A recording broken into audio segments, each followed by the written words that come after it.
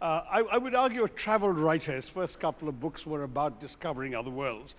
And then, if I look at his last half a dozen titles, I don't know if some of them are simply different editions of the same book, but you've got The Half-Known Life, you've got A Flame, Learning from Silence, you've got The Art of Stillness, Falling Off the Map, Abandon, The Man Within My Head. One can't get away from the thought that you are, in a sense, escaping from the world. Is that unfair? I hope it's incomplete. It's not unfair. But I remember when I was a little boy, you might have had the same thought. I thought there were two things I need to do. One is to get to know the world. And both of us were born in the first generation when we could be in Tibet or Ethiopia or Bolivia tomorrow. And I wanted to make the most of that.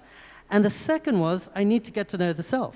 As Mr. Sarkar was saying in his introduction, I need to know the person who's seeing the world and his delusions and projections and prejudices.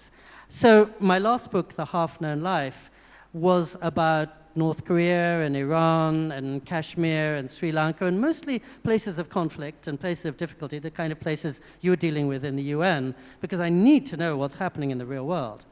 And the sister book to it was about the monks who are living a life of absolute stillness.